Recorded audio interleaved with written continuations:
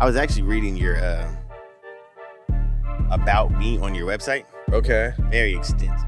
Is it? Okay. Very extensive. Because, I mean, like, you would think that when you go on, your website, of course, you still want people to know who you are. Yeah. I was thinking I was going to go in there and just really hear about art. But in your bio, you actually broke down you yourself as an individual. Sure, But yeah. I thought that was pretty cool. Right on. Because, I mean, let's just start. Like, being incarcerated.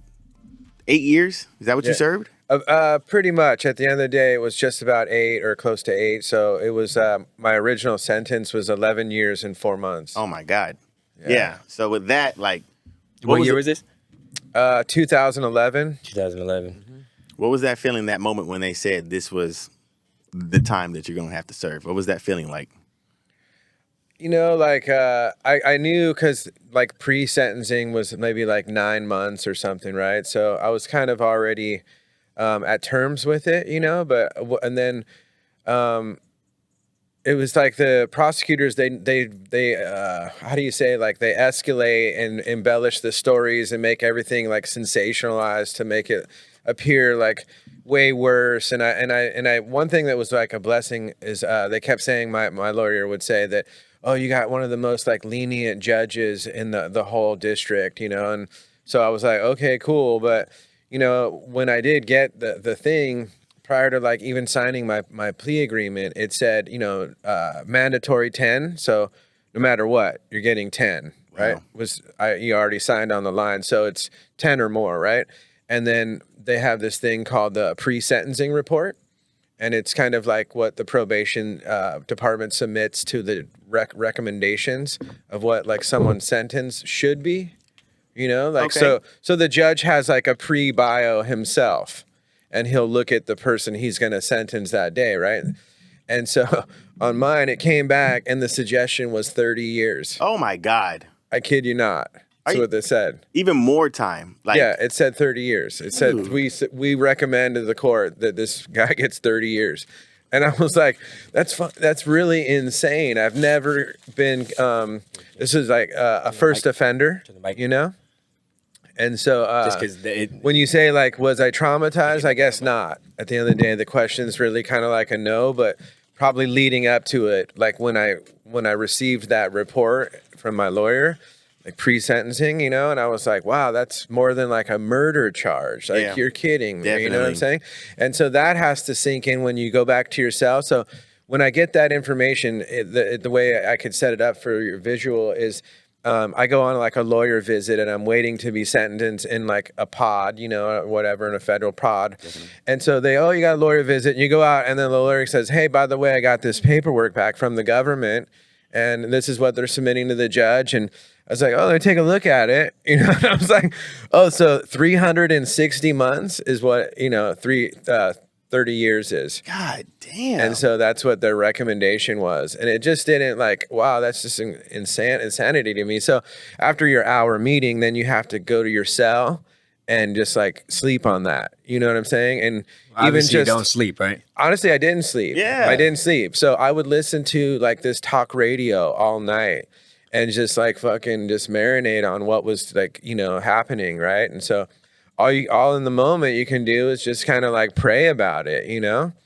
at the end of the day, it was really just the government being extra dirty and really trying to almost like, how do you say, like make themselves look good, like they got a big fish, and it makes them like they might get bonuses. I truly believe these people get whether they confiscate, let's say $1 million from someone, right? Yes, sir. And let's say the particular agent who did that, he might not get like a lot of money, but he might get an extra 500,000 to his check. A bonus. And I'm willing to believe that actually takes place. I mean, I don't know to be certain with you, but it just seems like sometimes the way these people go after people, it's just because they want to take everything they have. I believe that. Agreed. Yeah. I believe that for sure.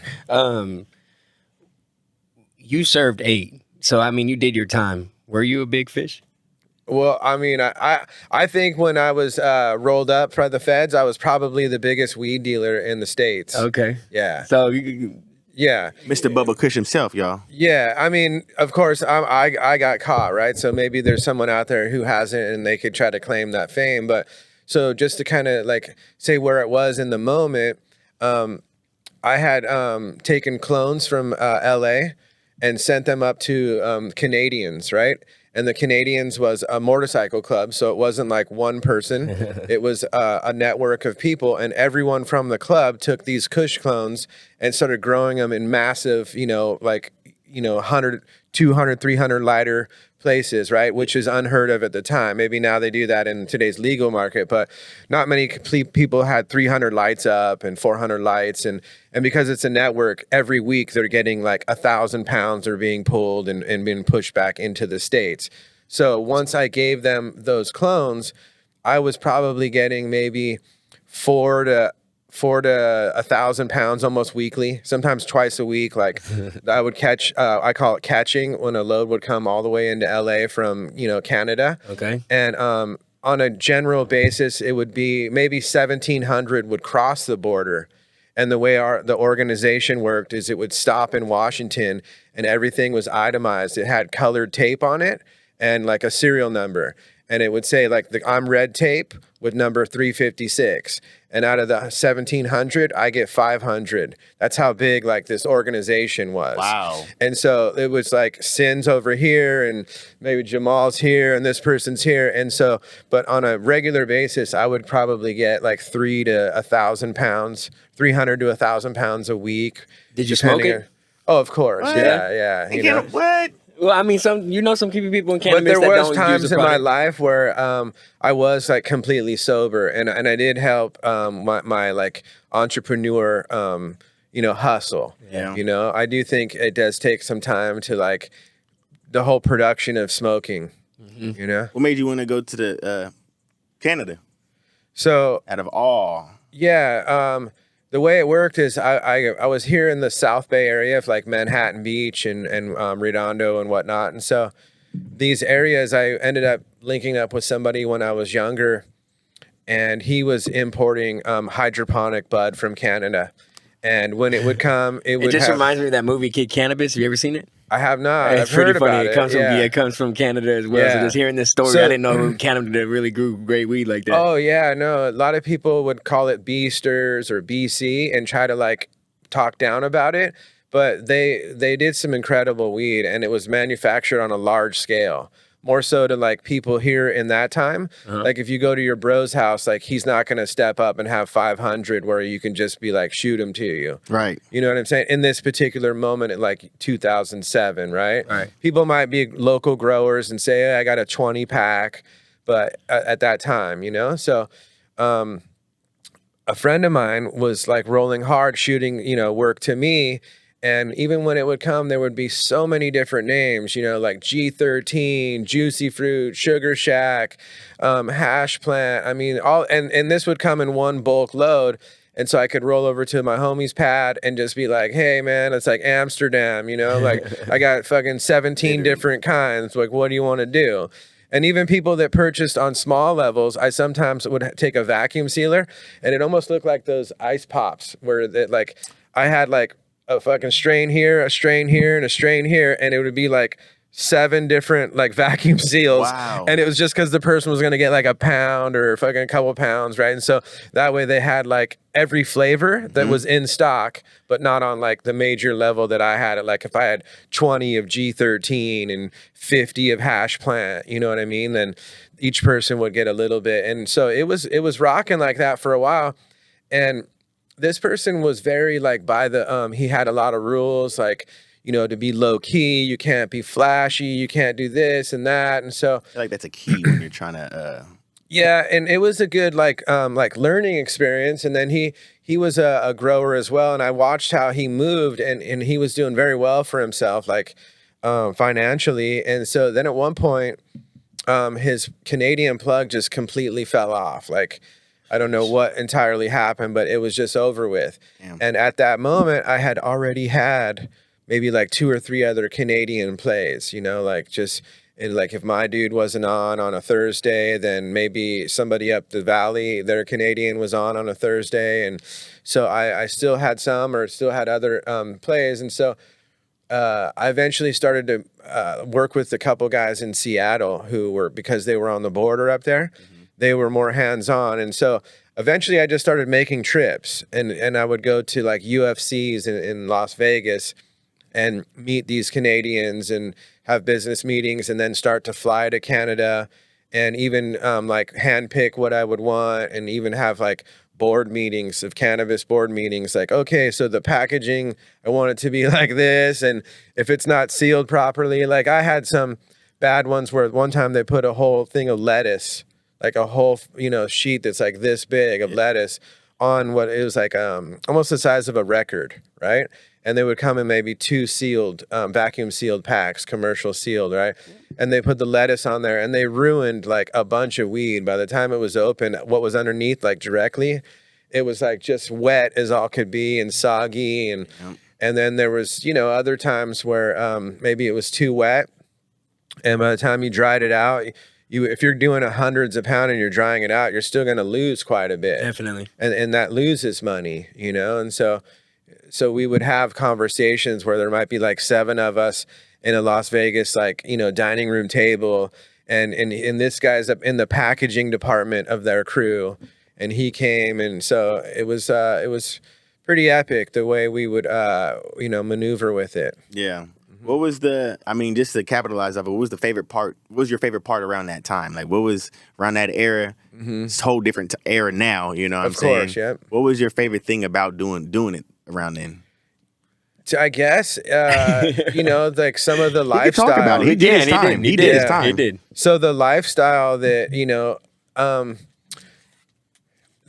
I really set myself up, and it was like incredible to how I was able to work this insane amount of profit.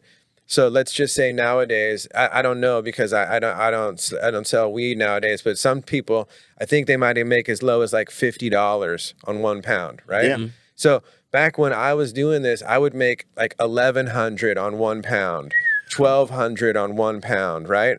Times like however many pounds I could get my hands on that week.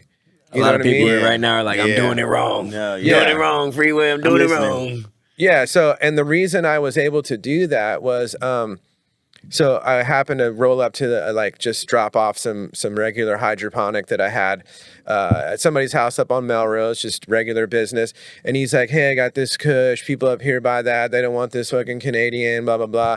And I hung out for a few hours and blazed with him. And I watched a couple of people come through back then it wasn't a trap. It just came through the house, but they come through the pad and they were buying expensive stuff, like almost like $7,000 for a pound of kush. Damn. And I was like, what? That's insane, And at the time, I think I was selling mine for like $4,000 to this person, right? And maybe even like 45 or something, but still getting pretty decent, good for like exotic hydroponic, herb. Yeah. So then I just couldn't, I was so shocked, right? So I started figuring this out, and I started trying to get some off of this person, like, hey, where is the kush, and then I started saying, who's got clones of it? Because I myself was trying to dabble as a grower, right? Eventually I gave that up because guys just flooded me with so much already finished product. Like, why even spend the time? Exactly. It's just but at one point I did dabble in it, and I told them, let me get some of these clones. So I ended up giving them to the Canadians. I was able to acquire some here in LA, and I sent them all the way up to Canada, and it took about maybe 9 months. And then they started really fucking shooting just hundreds and hundreds. But that's hydro, right? Still? Mm-hmm, yeah. And so at the moment, I even told them when I gave them the clones, I'll pay you more. And I told them that this is like a Ferrari. This is like Louis Vuitton. Mm-hmm. You know what I'm saying? What I'm giving you is ultra high end. And they said, you know what? We don't want any more money. We just, as long as you move more, we're cool with it. Wow. And I was like, shoot it. You know what I'm saying? Send it over. Yeah. So they didn't entirely know. And as I started to even do more and build more with them, my price came lower. So I was probably somewhere like $2,800 or $3,200 is what I would pay for a pound of like good kush, and on these levels of like hundreds of them, right?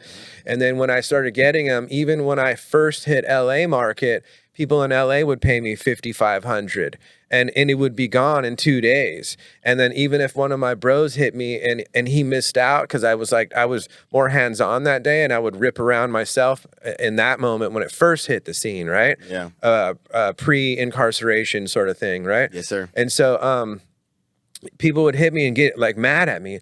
Oh, that's messed up. Don't forget where you came from. How are you going to leave me out? Like, I'm your boy.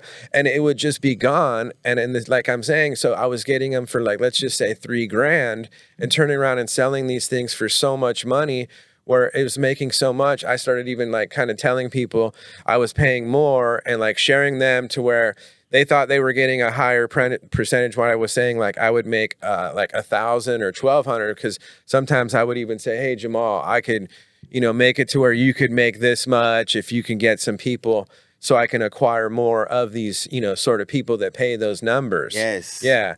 And then, salesman. And then eventually what happened was the medical, commercial buildings all started to pop up. So a lot of what I was doing was before these dispensaries were even like starting to like show up in, LA and whatnot. Right. And so as these dispensaries started popping up, then the market of Kush just like completely, the price point just like tanked. Right. And then at that point, everybody wanted purple now. Yeah, I don't know what really, maybe if it was flooded or really what drove the price. These shops did it. Yeah. And then somebody hit me up and just said, hey, I have a crew in Detroit that I was incarcerated with, and they're a good group of like a gang, Respect. And that we could flow to them and we could charge them those type of numbers. So I started shooting it. Like my first one I shot to Detroit was like my first real out of town, other than just like going to Vegas here and there with a couple of people, right?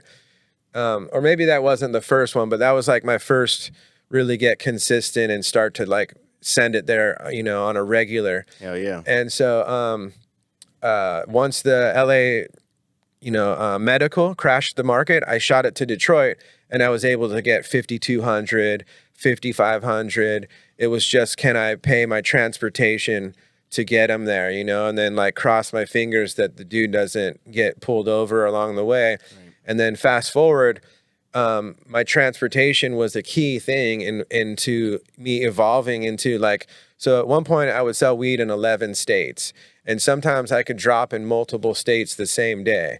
Like I could say, oh, I'm going to be in Chicago with the 200-pound drop, and I'm going to be in Atlanta all on a Thursday at fucking 3:00. Wow. Talking with the Sin Master. Yeah. And it was because, fast forward to the end of my, where the feds came and swooped me up, I had 3 airplanes, and I also had a trucking company in the mix. And so even the trucking company started coming through heavy with multiple. They could do 2 or 3 in one day. My God, Sin. Yeah. Dude, you had a business. You had a firm. You had a whole... Oh, yeah, absolutely. Operation. Yeah. It's funny at one point, like, when I think about, like, the boardroom of the people that was the plug, even my under workers, I had a crew in Atlanta, and I even like paid them to do many various things that were outside of the cannabis, like, oh, rent me this house or buy me this boat, and hey, go buy this car for me. And, so they would always like help me maneuver. So I was always trying to be ghost through anywhere I went. Like everything was cash. I had 7 or 8 cell phones and never anything in my name. And, when I would go to a hotel, I would never check in with my own credit card or my own name and all of that, See, you was moving smart. I mean, so that's what I was going to ask you, like, about the times now. It's like, even back then, the era is different. Technology wasn't as advanced as it is now. So it's like, sure. I mean, it still was, but I like hearing these type of stories. You know what I'm saying? Yeah. My dad, you know what I'm saying, he did his thing, he did his time and whatever he was doing. So it's like, I grew up on certain type of stories. And just to hear you in that, and also my mom's from LA, so I grew up hearing his dad's stories all the damn time. For sure, absolutely. And just to hear you, it's like, man, it's like it's almost like a fucking Netflix series to hear this type of stuff. Yeah, you know, because not everybody could hear what we're hearing right now. Of course, especially in vivid description that I'm thankful that you're giving. So, man, likewise. Age-wise, were you in your 30s when this was going on? I was. So I think when I eventually got rolled up, I was probably like maybe 36 or something like that. Okay. Yeah. So what were you doing before that good 10? I would say 10-year run that you had. Like, what was... So you know, I grew up mainly in Manhattan Beach when I was like, you know, kindergarten through high school. So that's a very like affluent, you know, area. So when I eventually started making money, I was able to like buy my own home as an adult, and I moved back into Manhattan Beach, and I was, you know, I had like a good lifestyle. You know, doing sports. I always like X Games stuff. I was riding Harleys and what was your Harleys that you had? So mine was a Softail Deluxe. Okay. So I would really just kind of kick it with one Harley, and then I had another street bike, which was kind of like, it was a 2-stroke. So it was like a specialty, you know, not really, it was like a more of a race bike, you know? Yeah. But yeah, so I've always been like a motorcycle person, but, you know, like running around the streets was just like, you know, living in nice homes and on the beach sort of thing, you know, and snowboarding and doing other sort of stuff, you know? I asked the question just because, like, I wonder, like, was the drive always was the hustle always there to want to do more? Is that what like led you to the opportunity? You were dipping and dabbling in the cannabis space and just hanging out with the homies, like, you know what I mean? Like, how did it end up leading to that? I want to know, like, did you grow up privileged or unprivileged for you to go into the field that you? So, you know, well, my dad was an entrepreneur. My dad owned a lot of dry cleaners, right? But my parents were divorced, and really early on, even at like the age of 5, my brother and I like lived with just my mom. Then my dad would pick us up like every other weekend. And so my dad was doing well for himself in the sense that he would open these businesses, but he was reinvesting his money to open up new ones all the time. So he wasn't like, although when he would pick us up, he always had, you know, cash in both pockets, you know, like wads of money, and, you know, mess with you. Like, if you can take it out of my hand, you know, you can have it. But he also was like very strict when, you know, other people I grew up with in let's say my high school, when they become 16, all these kids are driving Benzes and Beamers and all that. And, you know, then I go to hit up my pops and he laughs at me like, you got to buy your own. Like, I'm not buying you that. Like, you know what I mean? So my money isn't your money, son. Yeah. But although I did work it a little bit, so he had one cleaners that was close to our house, and it had like a little computer back then on the register, and I would go there pretty much every day like it was my ATM. And I wouldn't just take a lot though, right? I would put a note in there, I owe you, and I'd take $60 or $20, and that was, I guess, my affluent life, you know, like.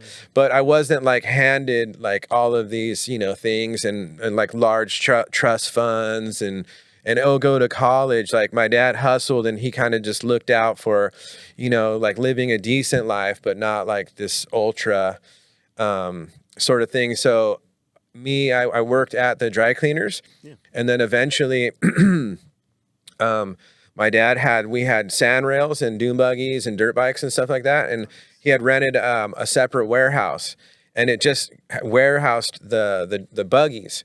And I hit him up and said, you know, I've learned about, like, this friend of mine had an automotive detail trailer where he'd go to their house, and, you know, I'm like 17, 18, and he'll like whack some cars and make, you know, a couple $100. So then I was like, oh, that's interesting. And I'm over here like working at my dad's cleaners, and, you know, just like a young high schooler, but I still sold weed in high school, you know, like just to even like get a couple for my own self, you know, get my own little smoke. So he eventually said I could utilize that property, and even though it was off the beaten path, I started like a little detail shop. Okay. And then I went to trade school and became a window tinter.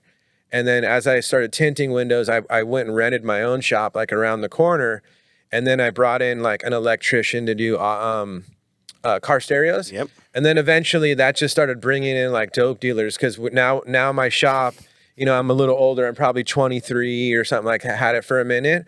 But, you know, people are coming in and they're getting like alarms and detail and window tinting. And then, oh, this guy sells weed, and this guy, he wants a full sound system. And so then you start to see when people coming in with a Porsche, or, you know, so that kind of like kicked off a little bit more of like, the riffraff. Yes, and sir. so ever since, it's almost like I had a hood car wash is what I had. To an extent. Yeah. So it was in like Lawndale, which is a little border, like hood from the South Bay. And so I just started selling weed out of my little car stereo shop.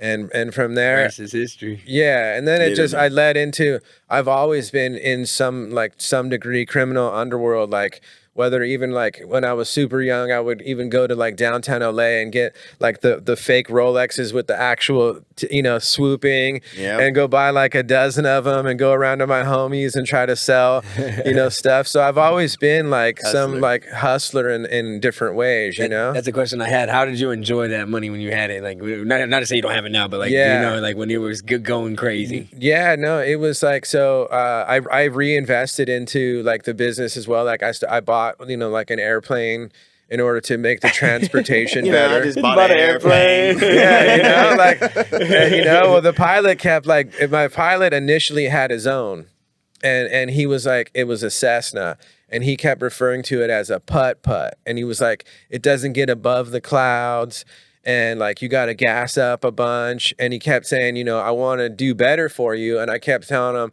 hey, I want you to go to East Coast. And he was like, oh man, like, so at this point he was hovering around like Atlanta would be the furthest. And I wanted him to go all the way to like New York and Maine. And he was like, man, because if you leave California and you're going to all of these drops, and it takes almost like 10 days to come all the way back, a few days there, do the drop, wait for paperwork to come back, a few days back. Like, so it takes a while. And in the moment, I didn't want these plug guys to even know that I was operating out of state. So initially I would even just tell them that all of this work was being distributed in my backyard. And so it made it difficult when I'm shooting it so fucking far, to have this delay. Yeah. So eventually, the plane was only 170, so it wasn't, a whole lot, but we did pay it cash. He said, but we did pay. But I hear it's the fuel and the pilot that cost the most on that. Yeah, right? well, dude, I feel like I scored when I was saying how much money. So at the end of the day, like the pilot, he wanted to purchase the plane for himself, but he didn't have the money. Okay. So the first plane was his, but he kept saying, I want to do better for you and for the crew, so let's do it. And he was like, you buy the plane, and every time I run for you, I'll pay back some of the 170. Oh, wow. But in the end of the day, he wasn't necessarily paying it out back, but I was like fully beating him up on the price. He just charged me per pound. Yeah. And I think it, like, in order just to even put it on the debt, I think it was like $200 on a pound. Oh man! So if he had a 400 pack, going out, he was getting 200 times 400, right? And then all of his expenses. So he would come back and say, "Hey, the hotel, the rent-a-car, the airplane gas was $6,000." What would you have paid? Like if he hears you say it now, like if it just seemed like so crazy to just pay 100 or 200. Like, I'll pay that to the homie to go 3 blocks in his car, right. and this guy's he's like, in a plane.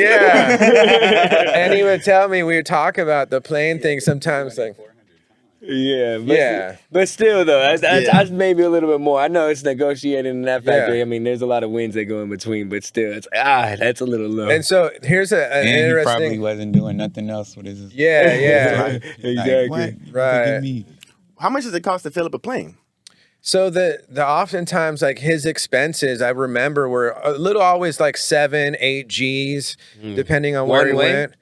No, he'd come both back. You know what I mean? Like, hey, I went to Atlanta and I went to Chicago and Detroit, picked up, came back, and then the whole rent-a-cars, everything was in there. So he was getting the 200 plus expense. Okay, I heard Elon Musk say, "You're seeing the world. Most drug dealers know how to run an efficient business more than people that went to Harvard."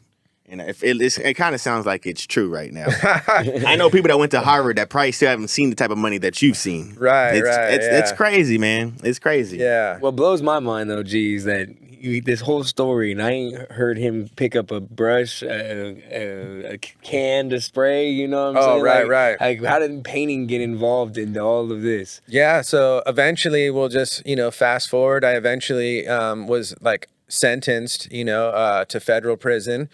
And I started off in Atlanta, and you can request to get, move closer to where you live. And I lived here in, the LA area. So I requested to leave Atlanta, and I made it to a prison called Terminal Island, which is in San Pedro. And it's considered Los Angeles County. I think, the police there is the LA. Yep. And so I eventually made it in there, and they had like a program where you don't paint like in your jail cell, but you can go to a building during like recreational or yard time hours. And then they would give you a paper catalog, and you could look through there and get like the item numbers and say, I want to order this canvas and this brush. And then you have like maybe a locker that's like this tall, and you have your own little padlock on it with your combination. That's nice. Yeah, so you could keep like paint, and then on every Wednesday they would have a mail out, and you could, if you made some artwork, you're allowed to mail your artwork home on Wednesdays. So this particular hobby shop was they had ceramics, and then leather, and then like an art department. And it's just like a big open room with like large countertops like this. Yep. All through. So inmates might be in there, like this guy's making leather, and he's in the leather section, But so the cops really don't want, like, if Jamal makes leather and I'm over in the paint, I come over and now I'm hanging out making leather. They're like, hey, So, but as oftentimes I would sometimes try to get with the leather guys and make leather artwork as well, So once I was incarcerated, I literally spent probably a good 6 years every single day painting. Wow. And so you go through the times where people would come and paint next to me, and maybe they just started, like, oh, you got my locker this week, because you have to put in a waiting list to get a locker. And if someone goes home, maybe then you could get a locker, you know what I mean? Because they're kind of like hemmed up. And so anyhow, people would try, and then they would the same locker for 6 years. Yeah. And then people would struggle, and they would, because they're a beginner, and then they would say, oh, this isn't for me, and then they would just not come. So they might have a hobby locker, and you're like, fuck, that dude doesn't even use it. He should give it to someone that does use it. Or maybe he just comes and uses his locker like once or twice a week. But there was a pretty decent group of inmates that would go every single day. Yeah. Like I would do my morning workout, and then after, like, they would let the yard back out for lunch. Every time they let us out, I'd just be in the hobby shop. Minding your own business. Yeah. And so when I eventually hit to leave home, I had about like 100 or so paintings at my parents' house or my dad's house. I don't want to fast forward. Like, in this time, are you doing it because you love it, or is it because it's just passing time by? So, like, it started as I was in the prison, and my counselors called me in. They call you in like every couple months, and they tell you, they refer to it as programming, and as if you're not doing any sort of like education or like programming, right? And so he's like, hey, you're not programming, and in prison you're also supposed to have a job. And people, I was like, you gotta have a job. Like, you kidding me? Like, time out. Like, nah, you guys already put me here. Like, I'm not doing that. So often people, they fall for the okie doke, and they work. But I didn't work. I eventually like just gave my job to someone else and said, I'll cut you my check or whatever, or I find ways to, like, how people sign in. Sin master. Yeah, I'm not gonna do that. But so. They had, when he told me I started programming, I was like, oh man, what do they have here? And they had an oil painting class. And so I was like, oh, I'll sign up for it. And then I was like, oh, they have a hobby shop, and you could put in for a locker. And so I did that just to kind of like occupy like my own creative time, and just find something to do. Cause I thought painting was, even as a kid, I would like, draw in class, and then even in, like high school, when I lived with my mom, she was taking some oil painting classes, and like just said, hey, you want to paint at my class with me? And so I did paint like a little bit, maybe like less than a dozen, before I was eventually like a painter in prison. But so while I was incarcerated, I started painting, and then I started learning more about other artists and like how art, people are professional painters and stuff, and started kind of like, trying to figure it all out, make it make sense. And other inmates that you communicate. Maybe like if Jamal's there, he'd be like, oh, I know this. And I'd be, oh, really? And so I started learning about, like series and names and branding and styles and the lingo of art. Yeah. And then I just started making art. And from the outside world, I would have my mom was like my Google, because I didn't have internet. So I would call home and say, hey, I just saw this artist, or I heard this, like, mail me some of his artwork. And so then I would sometimes even get like outside influence, even if it was like Instagram. And I didn't know what Instagram was. I was in prison when it was invented. Oh, bro, we can see. Oh, wow. Yeah, that's wow. Yeah. So I was like, okay, cool. And so damn. I kind of almost manifested painting, because as I started like getting to the point where I had 60 paintings, 100 paintings, I had got into this beef with an inmate who owed me money for artwork. So I no longer painted for inmates. And even if I was doing a Monopoly, like right now, and an inmate rolled up and was like, hey man, let me buy that. And I would be like, nah, it's not for sale. And I would just send it home. Yep. And I knew that it was also a form of a bank account. So let's say you have 70 paintings, even if they're $1,000 a piece, I now have 70 grand. Yeah. So I started like thinking like this, and started like, even one artist next to me in the hobby shop, when he was going home before me, I would try to tell him this. I said, bro, you have like nothing when you go home and you want to be an artist, but you have no inventory. What if a gallery says, hey, shoot us, in my world, a 10-pack? You have no 10-pack. And if it takes you 3 weeks for one painting, now it's going to take you 3 months to give them the 10 they want. Right. You know what I'm saying? So another thing is you got to like learn how to manufacture art and then do it fast, and where it pops off like the weed game. I want to shoot it out, I'm shooting packs out of art now. That's what you got a lot of artists listening right now. Like, oh my God, like, I know you do right now. Just the what was the time in there? I mean, like that was one guy that burned you. Fuck him. That took that pain and didn't pay. What else happened in prison that what was the situation? So I'm a pretty easy to get along with person, right? And when people like you have to like sit in certain TV rooms and show your paperwork and make sure you're not either like a sex offender or you didn't cooperate, and so you run in a good crowd, and eventually in the feds, once you're in a good crowd, it's almost like you're in like college, and you're just kind of like cruising, because I'm not like a drug addict on the yard burning people. I don't go around fucking lying about a bunch of shit. Like, you can check anything that I talk about and I back it up. So there's nothing to like really fight about, because I'm a cool dude, you know what I mean? So what I'm talking about.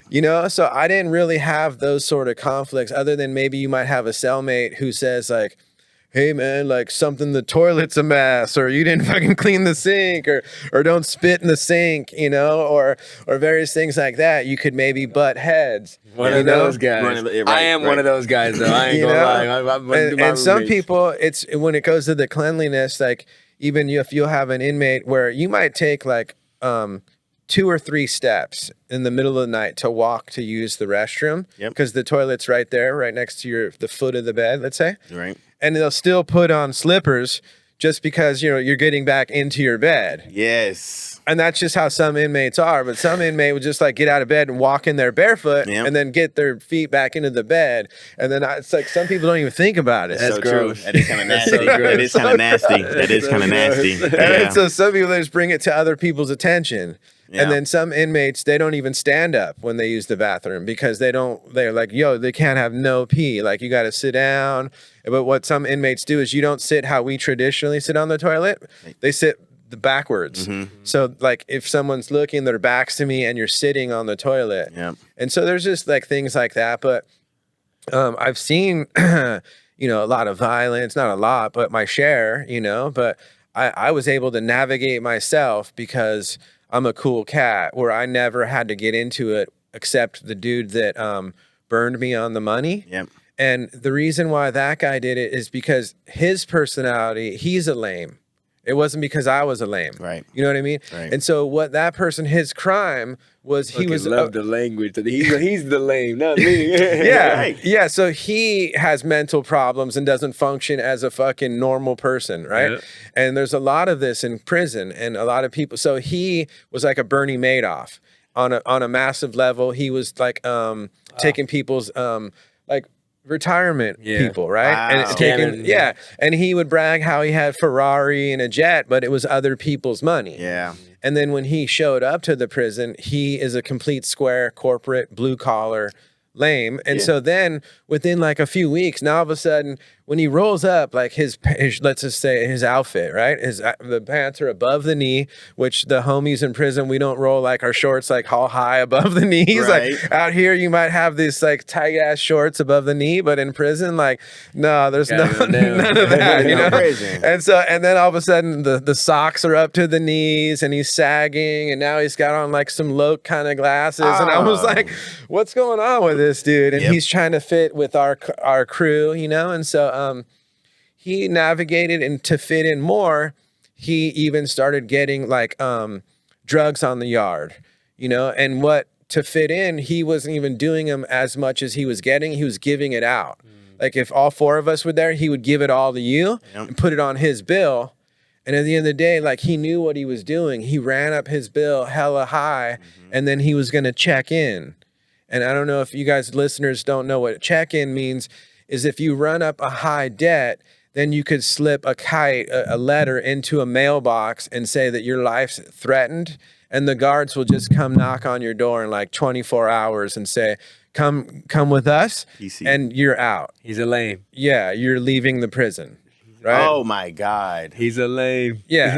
And so eventually, you know, he owed myself money and he owed other races money with drug debt. And so it was just a matter of time and he checked in, you know? What he did on the outside, he did on the inside. For sure. You know what I mean? Yeah, like it is people's mindset, like drug dealers, they don't often change. You know, and that's why, like, even myself, you know, now through art, you just have to kind of find a new thing. Like I shot out packs of cannabis, now I shoot out packs of art. So I equate it the same way, and anybody can do it. You know, if people feel they're stuck in that, you know, you just have to have, you know, like it's somebody. So I heard something on social media, and it said it was almost similar to the Elon Musk quote, right? In a way.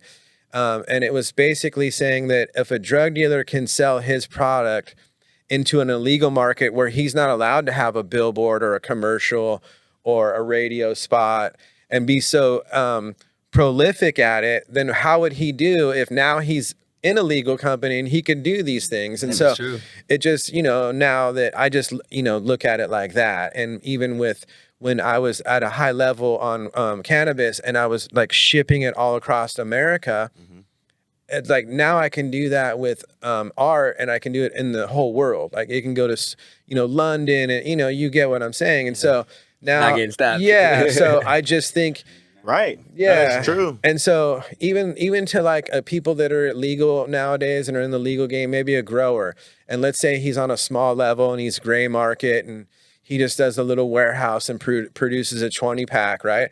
I recently was at a party and he's like, yeah, I had to dump a bunch of my own work for $800 a pound. Damn. And I was like, oh my gosh, like you're a local LA grower, right? And you're growing hydroponic and you're giving out for I was like, you should just be a painter, bro. You could sell like as many paintings or as much weed as you just dumped. Yep. You could probably have served out, you know, $800 in paintings. The game has shifted. Yeah. But I have that question. I mean, because even with cannabis, quantity over quality, people are doing that a lot now, spraying the weed, making it look good instead of tasting good, or the whole nine, right? For you and your paintings, you're pumping out packs, but is the quality, how are you treating it with that as well?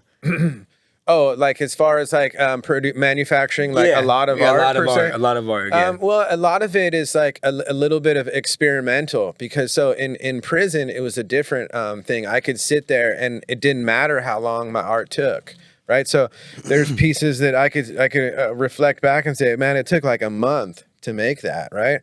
But now I don't have time, because it's such demand. If I spend a month on one painting and art galleries or myself just sold 10 more this month, then my inventory is very depleted. right? And so you have to maintain a good inventory. So myself as an artist, what I do is I do influx of prints as well, right? And so that helps like the downtime. If I can only manufacture an original, let's say 4 originals a month, now I can put out maybe 300 prints, right? And so like you could, bolster pretty quick with the print market. Gotcha. You're pumping out 4 originals a month? Maybe more sometimes. Really? Yeah. Oh, wow. Yeah, so I like when you were asking that, it also has to do with like techniques and skills and experimenting. Yes. So since I've been out, I now can network with other artists and peep their styles. And you go, oh, look at the stencil game, or look at this, clip art. I can test. And I've been to his studio. I've seen him. He's doing like, have 2 pieces, 2 originals next to each other that he's like working on them, right? When he like a main line, yeah. Two and different. that's just that one little area. Yeah. And I'm just looking at like the little details because I'm looking at the mustache on the Monopoly man behind you. For sure. The thickness. It has to be. It can't be too small. It can't be too. You know what I mean? Yeah. No, there's artists that make that mistake. So I call that the cartoon line. I think. Are you talking about the black or the white line? Black. Yeah. So the black line, I call it the cartoon. And when I observe other artists, sometimes theirs is like a pencil. And for me, that doesn't work for me. That's okay if that's their style, but I feel like that line being a little thicker and it just really accentuates it. And then oftentimes other artists that haven't put in, let's say 6 years every single day, right? That just go, oh, I'm going to be an artist and I'm decent, but I've been doing it 2 years. And, everything I learned still, but a lot of them, I think, make the mistake of there's in the art world, they have like undertones. And so you have to build on these colors of underneath the actual end product, right? Oh. So let's say you're painting the ocean, right? And the ocean has like turquoise and green and even like a brown. So you might want to put a turquoise down and then you take a different blue and you make it transparent. You put a different blue and then you could even take a purple. So by the time you're looking through that blue, there's like 9 different layers of color. Right. And so that's like called glazing. Yes. And some artists don't even like equate that or know that. And they just think they hit it with one coat and their art is done. Mm-hmm. And it's like, no, you really have to do it like 3 or 4 coats and keep, going back and forth on your line to like, I call it cut in and cut back. Like, so if you have a white and black, if you go into the white, then you wait till it dries and then you counter it back and you just keep tightening your lines. So that's why my lines are always, I always make sure they're like really straight and crisp. Yes. Where some artists, I can tell that either they don't care or it doesn't bother them or that's their style. And there's those little shaky hands, I know what you mean. I know exactly what you're talking about. Yeah. I appreciate your art. I'm not going to lie you. to you. It's just, let me talk to it's just for me, how do you pinpoint your price margin on your art? Yeah. How does that work? Because art it's literally like the infinity logo. It could be anything. It is, yeah. So how do you? I think that's a struggle for a lot of artists because some artists, I think they overprice to where they never move product. Yes, sir. And I don't know, maybe that happens in any world, right? I don't know. I'm speaking from the art, and what I see currently in my profession. So, So when I first got out, I was in a halfway house and an art gallery hit me up. So like when I said I didn't know about Instagram, I didn't, but my cousin made me an Instagram while I was in prison. So fire. But I didn't know I didn't have access to it. Oh, she was doing all the work the work for you? Yeah, I could take pictures in the hobby shop and you would buy a picture for $1. And then it would come and they'd bring it to you. And I would put it in the actual physical envelope, mail it to my mom. And then my mom would somehow like get it. And they would take another screenshot of it. And they started putting my art and telling people, So when I got out, a gallery was like, hey, what's up with this piece? And I'm in the a Watts halfway house. And I overpriced myself. He was like, I had Mickey Mouse on turntables with ecstasy in his mouth. With that. And he was like, how much is it? And I think I said like 2,500 and I didn't even know. And, I was just like, it was a decent size. And he's like, oh, that's a little bit much for my place. And then I was like, oh, okay, no worries. And so I kind of just ended the conversation and I wasn't allowed to leave the halfway house. You have to get like a note and you can only go gone for like an hour or two, So I was sitting there like stewing and eventually I like backtracked to the dude's phone number that was texting me, and it was an art gallery, and I called him up. And I was like, hey, you were texting me. And, and I was like, I'm so-and-so. And I was like, what do you want to do? You know what I mean? Like, I want to get this off, man. You know what I mean? And so I basically cold called him, even though he DM'd me, right? And was asking me a price. And then I was like, hey, listen, like, this is my deal. I'm a felon, and this is what had just happened. And, I'm debating, like, I already knew I had a stockpile of artwork, right? I had like over 100. And so I know this going into my conversation with this person, like, I don't want to just sell one. I want to sell them all. There we go. And so I started saying, like, telling him my story. Mindset never leaves you. Right. And so I was like, do I tell people about my story? And he's like, man, I really like your story, because he just absorbed it for like a half-hour phone call. Definitely. That's one thing I could do in the halfway house, was just bullshit on my bunk all day. I love it. I finally had a phone, because the whole time people say, some people have phones, but I didn't. Yep. And so I finally was like, and he was like, come through. And I said, okay. And I got a pass, and I went to this dude's place, and I loaded up like 20 or 30 paintings, and I left him with them. And I basically told the dude, like, well, hey, you know what? Like, your people. I'm going to do somewhat of like just power of attorney and say, sell this stuff for any price you want. And he was like, okay, cool, And oftentimes people don't know, but art galleries take 50%. Oh, they take the whole 50? I did not know that. Yeah. Did not know that. Yeah. Art galleries, when you do that. So a lot of artists, you have to have those price points, because at the end of the day, the artist isn't getting the full amount of money. Interesting. Through that particular purchase. Same with auctions? Yep. Yeah. Oftentimes, maybe it could be, if it's like $1 million or something, it could be a lesser percentage, right? Got you. But for the most part, it's always like a 50. And so, wow.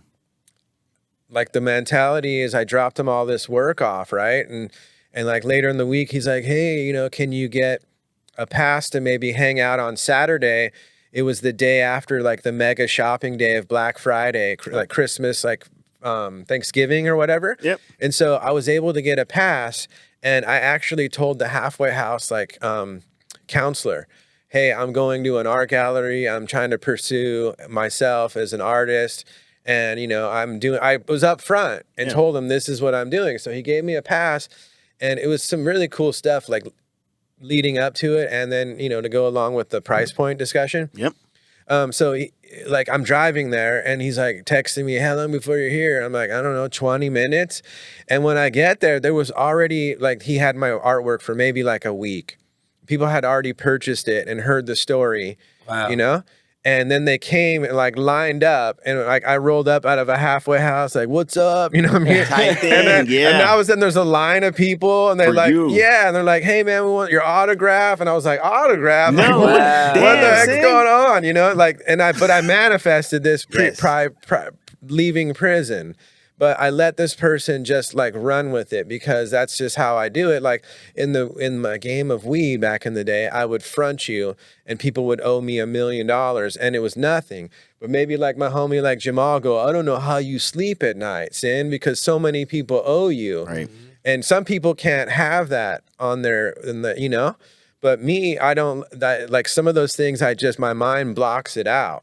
It's going to come back to you some type of way. Yeah, and so next thing you know, like I go that day, and or this he's the sin master. He lives by his name, the Sinister. Yeah, so that dude pops off like, some sales, and it was a cool this little thing, and it was a funny story. Going back to the halfway house, they take 20% of any income that you make while you're in the halfway house. So you just got 50% took at the art gallery. And then 20. 70%. Yeah, absolutely, bro. No way. Then the dude goes like this. He calls me in. He goes, hey, how did it go? And I was like, yeah, I did pretty good. And he was like, yeah, how much did you sell? And I was like, yeah, like I didn't know in the moment. You know what I mean? I was like, yeah, I sold a few. And he was like, okay, well, we're going to need you to get the check.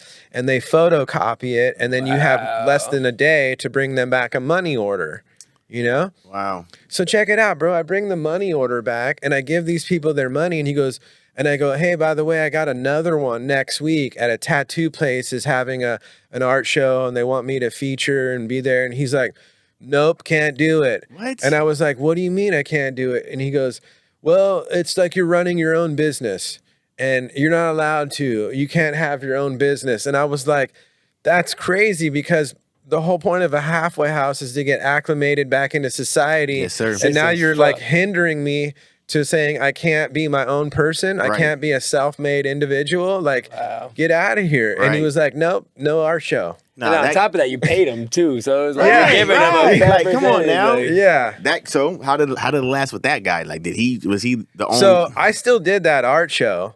But you know what I did that night was I think I said like, oh, I need a pass to the mall and a haircut. There we go. And then so what I do is I tell my dad, hey, I need you to go get a haircut. I need you to go to the mall, and you're supposed to bring back the receipts. Yes. And I'm going to the art show. Dude, you're a fucking smooth criminal. Smooth criminal. Oh my, I love it. But shout out to Pops though. You know what I mean? Hey, same thing on the you get a church pass. Praise God. So even I wouldn't make the church pass all the time. Like, I'm fresh out. I want to go to prison, but hey, Dad, I need you to go get the pamphlet to Sunday church. Yes. I'm going to go to Jamal's house. There you go. You know what I'm saying? Yeah. So, I make moves that. I can't be mad at that. I wouldn't want my son in a halfway house. At least he's out there bettering himself, you know? Yeah. It's not a bad thing. Even my my job in the halfway house, I went to my bro's company, and he had about 70 employees through his company. It was a construction, right? Oh, wow. Very, very well off to do company that my friend owns. And he was like, what do we got to do? And I was like, hey, bro, I got to get out of this place. Like, they won't let me leave. And he's like, I'll put you on. And so I would say, hey, I'm at work, and I would just pull up at home. Yeah, bro. You know what I mean? Shout out and your then friends. I make art, There you know, go. because I'm not going to, though at some point I did dabble in the construction, because it was like a thing where at one time he was like, hey, can you go help them? And sometimes I had to be aware if the probation might be around. So he started having it to where I would drive to job sites. But then he just even realized that not to be arrogant, but I was a little too bossy for like that, like he knows I'm my own individual, and I got to like set myself free to like go instead of like even doing that, he's like, I don't know. Yeah. I don't see you doing all these things. But he was cool. Like, even like he automatically, as soon as I got out, he started saying, I'm going to start traveling and give you the keys to the whole operation for him. Like, here's the checkbook, the debit cards, pay the employees, pay everything, because he knows I can step in and do that, even though he has all these, like, those 70 guys are like dudes swinging hammers. Okay, we're talking about him again. I want to talk about the guy the first connection you made in the art gallery. Are you still connected with him? Oh, absolutely, yeah. Yeah, that's so awesome, bro. Yeah, it's like a total blessing to have that particular gallery like in my corner, and I'm a permanent staple no matter what. And so even the first year, he said I was the third best-selling artist. And I said, well, it's kind of lame because I could be number one, but you're giving this other guy that's number one, he's got my prime wall. Like, he's got the best wall in the gallery. And people don't know. The best wall. And that owner was saying every time he does a show, he's making flyers, doing this. But this guy does like very like crossover into like women with like hearts and it's very touching. My stuff is, doing blow and guns and, it's just very, it's not so Disney. Yeah. You know what I'm saying? There we go. That's a good way to put it. I like that. And so I was telling him like, hey, I told the owner, I said, if we're in like a drag race and you got this guy halfway down the track because you're giving him a better motor. Yeah. You know what I'm saying? Like, and he goes, well, come in and fucking you take the wall and you do your thing. But I have not, I said, I don't want to interfere with how you make your money. Like, I know his rent is a lot of money. So I go in there and I hang my own stuff, but I'm not going to get so like Bogart as much. But I was just joking when I say that I'm like coming for the number one spot, That's awesome. And I believe I could already have had it if my art was able to reach into the women demographic, but women don't buy my art, and most people don't even buy my art maybe even for living rooms because it's so graphic. I've seen. Shoot, I got it hanging up. No, I know. I'm saying yeah, a high like, percentage of yeah. population. But that's a trip just to think about, because like when It's you're in an a lot of art, man caves. that's a market that you realize like my art's not gonna be in everybody's bathroom, kitchen, things like that. But actuality, Sinister does have a extensive genre of art. There we go. But the thing is, he focuses a lot on the Monopoly Man. A lot of his originals are like his prison work are, they're kind of like created. These are more so. He's got he is Sinister Monopoly. So the Monopoly Man is the aspect of it. That's why he uses it the most. But you're able to do other things as well. Yeah, exactly. Oh yeah, absolutely. But he has so many different like art pieces. And to like touch on your question about like how to value the art, it's also like the materials used.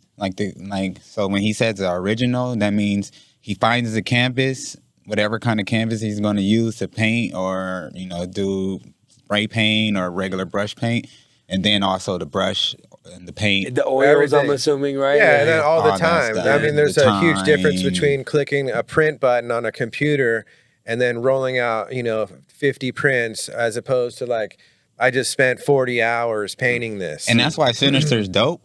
Is he'll make an original, and then he'll create prints. So you can get the crossover to both markets. You can get the same image, that same feeling, but it's a print. It's not.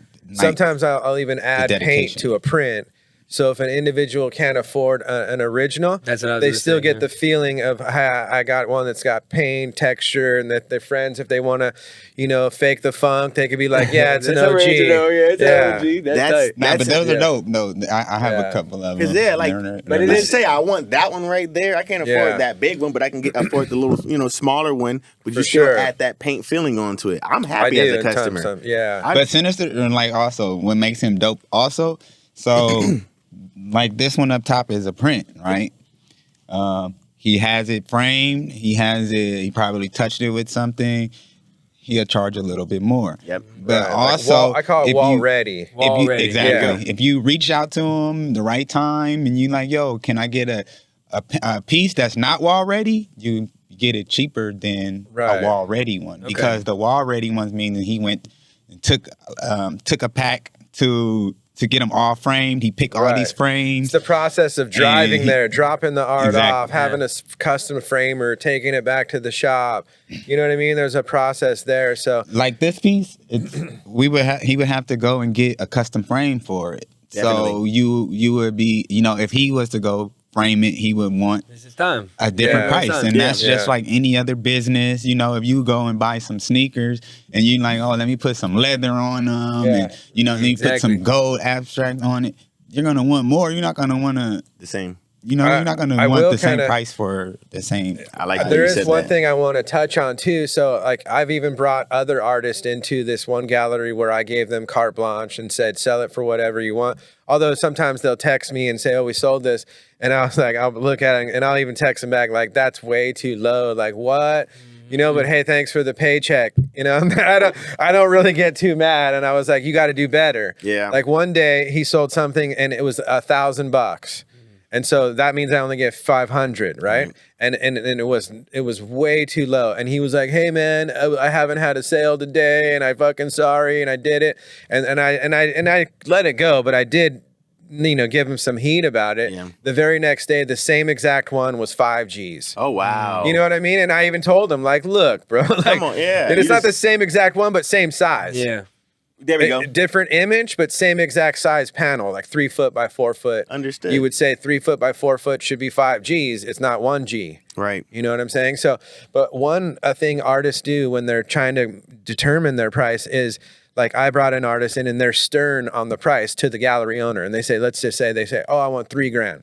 So now the art gallery owner, he has to say, I want 6, no matter what. Maybe he can adjust his 6 a little bit because he's getting more. But, like some of these artists don't leave any room for wiggle room, so they don't make the sale. Right. And, for me, I'm willing to just let's talk about it, because I would rather your art be in someone's home and rather than me keeping it in my place, you know. People sometimes think like I always have, even for you guys in the podcast, like I always have art on deck. Absolutely not. Yeah. Never. Like you almost come to my place and there's no art. People go all the time and message me, I want to come by and check out your art. Like, okay, well, there's none here. Wow. You know what I mean? Wow. And they're like, why is that? Because it serves me no purpose where I manufacture art to have like, you know, people come and have a showroom. Although that recently has changed for me. I do now have like an art gallery, which is like a retail space in my art studio. But prior to that, I would work in a commercial building and people say, I want to come through, and I don't know them. And they think they're going to just come and pick out like one of 100 images, but it doesn't work like that. So, you know, like my art's always in galleries and out working, and I don't keep it or want it. Yep. That's amazing. You know? Can we shout out that your studio? Can we shout that out? Yeah. So my new place, it's called the Vault Art Gallery. And so it's so new that it might not even register. Like if you're like, hey, Surrey, take me to the Vault. Right. But it's on Pacific Coast Highway in Redondo Beach. And it's retail. Anybody can walk in. Yeah, absolutely. And I will be doing like special events, you know, where we'll offer like a special artist. It's not just my art, you know. So I'm featuring it. I did like a soft opening a few weeks ago, and I had over 20 artists. You know, with their art. Nice. So, and I think I like to also bring awareness to that. So I'm an artist not bringing up, but I'm also just like collaborating and helping other artists. Bringing awareness. Yeah, other artists through the community of people that make art, oftentimes it's all about them, and they won't like tag anyone else. They won't fucking put them in their story. They won't whatever. And they almost like keep people down. Right. And it's the weirdest thing to me, you know? And so I don't really like go that route, you know? Like, man, like let's all eat together. We could all yeah. Yep. So, I see you remind me like, you ever see that picture of the Last Supper? You like Yeah, that of guy. course. You like that guy in the middle. Making it all work, right? So now, like, even when I look back and you say, okay, now I have these 20 artists. Okay, so it goes back to the same time when I was importing cannabis and I had 20 strains. So now I'm not just selling my own art, right. I'm selling 20 people's art, and now I get 50% of their sale. I love it. I love you know it. what I mean? It's a whole ball game. It is like but your life is like a monopoly. Like life is really like a monopoly for you. That was like, a good one. I like that. That is true. Like he's making money with anything he does. Well, I mean, I'm not like crushing it, but you know, I'm trying, you know, and I'm still, you know, I put a lot of like my whatever I do back into my stuff, you know. So maybe fast forward, you know, 5 years from now. You know, I'll be like shaking it up a little bit more than I am today. And that's what I keep hearing from you is you keep putting back. Like that's something that him and I, as business partners, we know now. Like we gotta always put back in whatever comes in. We gotta put back into the business. Sure. You know, and like hearing you say that multiple times. Definitely need to find our way to your art gallery too. And he said soft opening. We're definitely going to the grand opening. Absolutely. So you can also like backtrack to my IG, which is. I mainly just do IG, and the reason why is like when I got out of prison, everyone's like, "Oh, don't do this and don't do Facebook and don't do Twitter," you know. And I was like, "Okay," so I just started jamming out on, and I didn't really like even mess with those, which is kind of wrong on my behalf. Like at one point, I had an assistant doing that, and then they all messed and locked me out. So I still don't really do much. So I'm predominantly on there under Sinister Monopoly, and you could backtrack through like my bio to get to the gallery. You know. And so another cool thing I have in the mix is it's sometimes I don't like to talk about things like a precursor to them actually coming to fruition or happening. But I have another gallery in we're working on trying to do in the city of LA.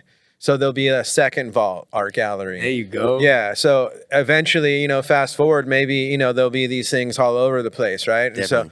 So we speak things into existence over here. We like to speak it to the world. So hearing you say that, that's for sure coming true. So literally this new one has only been like open a couple of weeks. There was like 3 months of like building out walls and drywall and all sorts of production of bringing the building up to where, it's functioning as people can like, presentable sort of thing. Right. Yeah. And then, so now something happened where, people that are trying to like, bring up this area of Los Angeles with an art community through, why have downtown have a bunch of vacant buildings.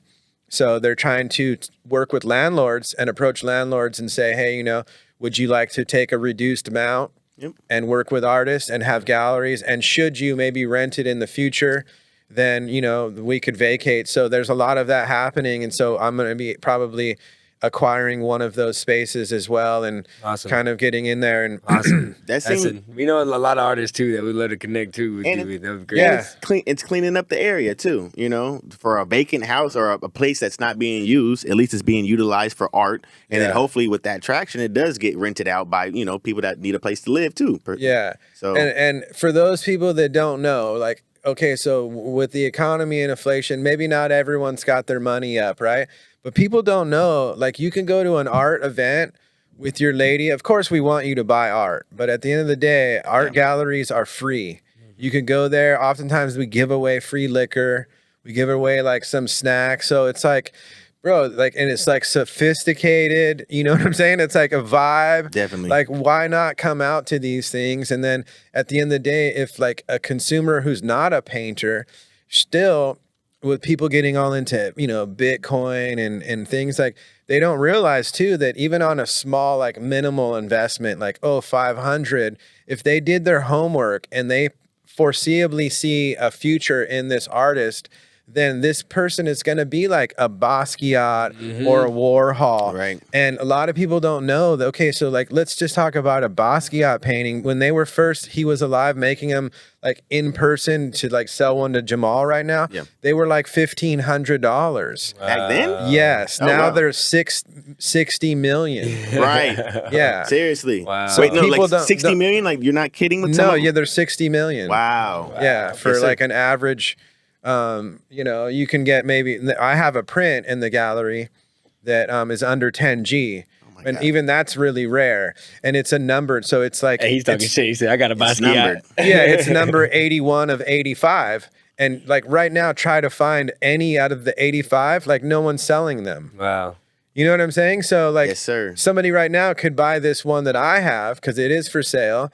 And fast forward 10 years from now, like still, they're going to go, oh, let me try to get one of those one of 85s. And no one has one. Nope, because they're not letting it go. Yeah. So people also need to realize that you can attend as a person going to an art gallery for free. Yep.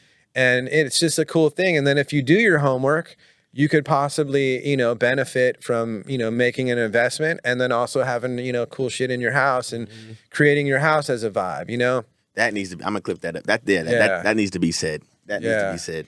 I feel like we actually got a good message out today, Jay. No, I really think we can have like multiple conversations with him because I want to go in so many 110, different ways. 110. You know what I Sure, mean? Like, sure. because we can go deep into the canvas, deep into the art, deep into just the story, your testimony, bro. Like, I appreciate you for coming. Thank you guys. Even the automotive part of my life. Exactly. I did see that as well. Oh Yeah. man, like it's a movie. I was telling Jamal, so like, this was so many years ago. I talk about it, right? And I don't do it to this day, but I would run with people that would like work with Porsche, like theft ring.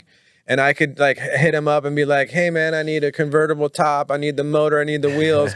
And they would roll up with a dually and have all the cars in the back. And then I would flip them. And next thing you know, my auto shop, I got 20 Porsches out front because Jamal has one. He's like, hey Sin, I want a wide body. Okay, I got you. It'll be here tomorrow. God damn it, And they go out and they go get it. You know what I'm saying? So that's like a movie too. Yeah. Because I was itself. flipping Porsche parts with an underground crew, and that's a straight up movie. And I'm probably better than fucking Fast and the Furious. I can put my you on with, God. I know you know some writers, but I could put him on with a couple writers. Yeah. That's what he needs. So, You know what I'm saying? I wasn't over here fucking hot wiring, but I did broker these parts, and then I had a shop where I would fabricate new cars, like we could buy, like, we call it a rolling chassis. Yep. And it could be, even if it's a salvage title and it just a gutted out Porsche. On wheels. And anywhere between a 70 to a 72, at that time it was like maybe like the year 2000, 99. I could take a 2000 Porsche body and put it on your 1972. Whoa. And people would be like, what? And it's all metal, authentic Porsche parts. You know what I mean? And you really wouldn't know. Like, You wow. wouldn't know, man. So as far as like the Savage. stories go, I lived this underworld, like black market life, and The Sin ran and- Master. Wait, so Yeah. safe to say you are mechanically inclined? No, I hire people. Okay. I just want to know. We had an episode about that. Man. We was talking about that. Okay. That's how it all goes. Okay. No, it's fun. That's a thing too. That's a funny story. So when I was incarcerated, they have this thing called the outside crew. And that's when they feel like you've done a lot of time, they lower your custody level. And it's based upon a point system. So if your points are like, 6 points, you can go to a camp. Right. And a camp has like no fences. Right. And so I lowered my points over so much time and never really getting in trouble. So I never wanted to go to a camp because my prison was like 10 minutes from my dad and my mom. So I just stay, you know. So anyways, and it was funny because I wasn't even, remember when I told you guys I never worked in prison? Mm-hmm. Okay, at my job, I was on the plumbing crew. But everybody knows Jason's not on the plumbing crew, but he's on the plumbing crew. Right. You know what I'm saying? I remember that. And so everyone, all these, like, I call them sometimes, I hate to say, you know, they're just suckers and they're working for these people. And I'll get to that more when I say like the federal system, right? Yes. So anyways, all of a sudden you look at a chart every day and it's called the, like, I don't know, I forget what it's called, whatever. You're supposed to be at a certain place the next day. It'll tell you, it's 1600. You got an appointment at psychology. Yeah, or something. And so anyways, one day it says outside crew. And I was like, what? Yeah. They switched my job. I'm a plumber. And outside crew means you leave the prison in a different outfit. And now you're like kind of like next level inmate because nobody can leave the prison but maybe like 10 inmates. Right. You know, and this particular prison had this unique setup and it was like a movie too. So they had residential homes in the back of the prison and the warden, the captain, the executive, and they have like all the staff but live in these homes provided by the government. Like the warden probably lives rent free or hardly pays. And it's like waterfront property.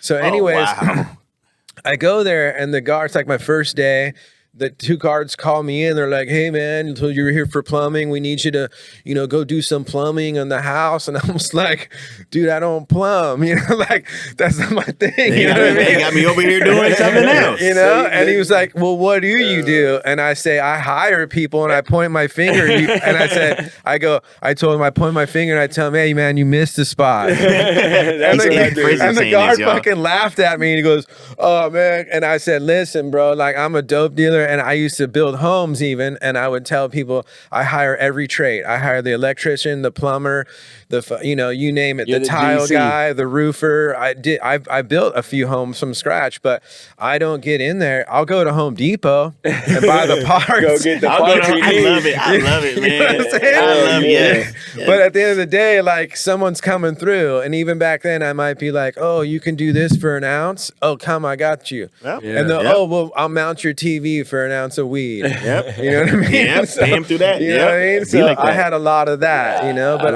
I'm really good at delegating, you know, not so much as mechanically. Bartering. I heard that bartering works. Like yeah. I ain't mad at that though. Yeah. This was a great one, man. We appreciate y'all for sliding through. Thank you guys, Young Freeway. man. Thank you for the alley-oop, bro. This was amazing, bro. I appreciate it, man. Saying if we can, where can they find you at on social media? Basically, the best place is just IG. And, you know, I have even my own, like, Sinister Monopoly .com. Mm-hmm. But I recently, you know, had a web developer and him and I didn't agree on his prices. So he deleted my entire website. Oh my God. And then fucking changed my password. Oh, you don't want to. Wow. So I'm like slowly getting it back up. Like I don't physically even do that, but I text the lady that helps me now. And sometimes I just don't have time in life, you know, for all these things to keep track. So I don't really do much like Twitter and YouTube, but you know, at some point I will, but I'm so like occupied. Like for one, I take care of my elderly dad. It's one I look out after him. I run an art gallery and I manufacture art. Like I'm just like, you know, carry all these hats myself. And I feel like I can only do so much. So I'm not a TikToker. I'm not a like YouTuber thing, you know? So really just IG and you know, That's ride we come with in me, as a subcontractor. We're gonna come in. You feel me? We're gonna get some more content. I need to get back filming. on my own YouTube. Yeah, no, we don't push you. We don't clip. We don't got a lot of clips in this. But even with just this, we'd love to come out when you're painting one day. You vlog up some things, you know, talk in your element. In your element. Painting at my I threw an event. Yeah, he was painting at the event. Where was that? Where was that one at? It was in the Valley. He was doing mansion events. Yeah. Do a couple of events. That's a vibe. That's a vibe. Had Sinister as a a featured artist. We would love to be a part So of he that, would get a mansion, and then I would come through with just a gigantic moving truck, and in like 3 hours, the whole house would be filled with my art, and people would be like hanging, and you know, we're doing our thing in there, and then I just hang out and blaze weed and paint, and people come, hey man, and holler. We gotta roll one up and go something. Like even now, I don't care if I'm even painting while we're talking. You know what I mean? It's just such a regular occurrence. You can do that. You can multitask. Oh yeah. Oh man, I can't. As soon as I pick up my phone, I swear everything else is. This guy is dead. Yeah. He's dead, man. I can't do it. I can't do a lot of things at 2 times or one. It's not me. That's not me. Oh man, Sinister, thank you. You already know Young Freeway. We appreciate you for pulling up, bro. For real. We gonna have Sinister. I'm gonna let you guys divide this up, but I'll leave these 2 things with you guys. What are we looking at? Let's see. Oh, this is just like a spray can. So I take my empty cans and I wrap them with various stickers, like a limited roll. Like, I'm gonna do this sticker on 30 cans or something, right? Most of the time, this is a canvas base. I paint it. But this one, I just thought I'd kind of keep it generic and just signature. Sometimes like a minimalist, like all white, whatever, is like a fun look. So I repurpose my cans. Ooh. And this is for people that like, maybe they don't want to spend thousands or maybe they don't buy a print. But I can put this on my desk or my, one dude buys like every time I have one or something, he'll put them on his like fire mantle, you know? It's just like a cool thing, right? Oh, that's fire. Another company I work with manufactures these resin blocks, and so I can do these in various images as well. Hey, we got some shit coming, man. You hear it? Yeah. I ain't gonna lie. If y'all out there buying Funko Pops, stop buying Funko Pops. Y'all go support Sinister Monopoly and go buy the collectibles of these, man. We get that. Check out. Sinister's got leather bags out there that he made. Well, that somebody made while he was locked up, and that he painted on. He put real art on. Oh wow! And like Sinister's got all kind of new merchandise. He's been working on. So even when people see brands. For me, like the merch is like very limited. People always say, "Hey, do you do like shirts?" And no, so if you can catch them, maybe you guys can every there and there. I would like to generate some sort of market where I look at some. Who was the guy? I want to think of his name. I think Westside Gun is one of the guys that's really good at just like I look up to as he drops merch and he puts like art on them, patches, takes like let's say a Lakers jersey. But if you look at Sinister's art, he's got the SM. That's one of his logos. Trademark, yeah. And also the Monopoly Man in a certain position is also one of his logos. Oh, you got a trademark of the? Yeah, so I have one trademark, that's like kind of like a logo, but I do have the names and everything trademarked. But I kind of had one with a long time where he had 2 Uzis. Ooh, I remember that, bro. That's like this is a robbery sort of thing, Yeah. And that one I write that on the back. Oftentimes when people buy artwork, I autograph the back and put fun stuff on there, and I'll put like, this is a robbery.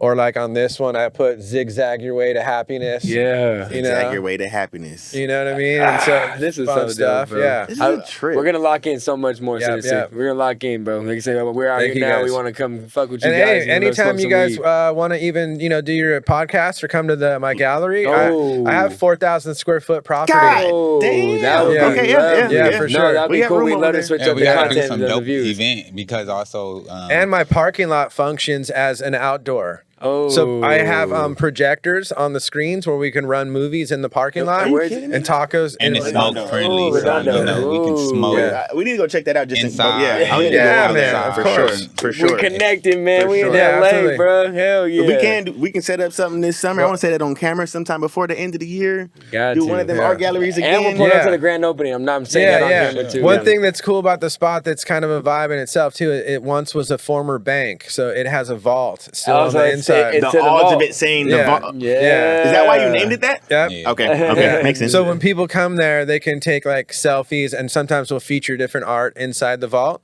That's sick. And then I'm working on like an art sculpture where it looks like a Federal Reserve pallet of money inside the vault. That's so sick. On a side note, the art vault we will be having some exclusive stuff from Egypt in the near future. So we need to. You pretty much saying everybody they need to pull up Tap at the event. in. Stay tuned. Keep ahead. Follow Sinister Monopoly right now, y'all. Yeah. There's a lot of exclusive stuff. And Jamal too. If you're not on Jamal's creating social art and also you hit him in time, he'll create a custom piece for you, which obviously will be a different price. So in the art world, we refer to it as commissions, and I do custom work. You gotta be ready for 3 months to 6 months, because he's already got. He had a dispensary in Washington that purchased 10, 15 pieces. No. In the end, they got like close to, I think, almost 50. Wow. In Washington? I only got the Was first that near wave. Seattle or is that in Seattle? Okay, yep. Yeah, so like my old crew, they're legal now. They are legal now. That's what I'm talking about. They need a piece of you on the walls, huh? Hell yeah, that's so lit. So they're not like all originals, but they own retail stores now. We do have a following base out there in Washington. Can we plug them in if you can? How so? Yeah, Like I'm all for plugging people in. What's the name of where they can find that dispensary? This dispensary is called the Joint in Tacoma. There we go. And so the Joint in Tacoma also functions as an art gallery. When you're in there, you can purchase cannabis and art. When you're in there, okay, did not know that. All right, for sure. Not like I guess it's a kind of a concept where you have to scan it. It doesn't ring through their register. You have to scan it off the wall. But it's the concept of being able to purchase the art as side by side with the cannabis is great. So it's the Joint, and the Joint owners are great people. They embrace my art and support my art, and so big things coming in the future. Even in Seattle, we're looking to do like a brand up there as well. So. Hell yeah, man. Can't talk about it too much because too many people are biters. Yeah, we don't want cut. Well, this shit you can't bite it because this shit is authentic. It's authentic. That's what I'm talking Like about. Kodak said, the cloth is cut from. From the Some cloth. of y'all scissors can't cut that shit. The Sin Masters Say in that. the building, Blowing man. smoke. Thank you for having me back. Man, hell yeah. We Appreciate got you guys. DSP alumni, We got Young Freeway. We got Sinister in the building. Man, we about this thing. It's your boy JG, y'all. You already know it's Jay Jonah. And Peace, you guys. I appreciate it. Yeah. Actually, you know what? Yeah. One more time. Sign out one more time. Yeah, so it's Sinister Monopoly. The best place to go is either IG or sinistermonopoly.com. J Ross. The IF_J Ross. The one and only. The one and only. All right, y'all. It's blowing smoke. Yes, sir. Get your art now.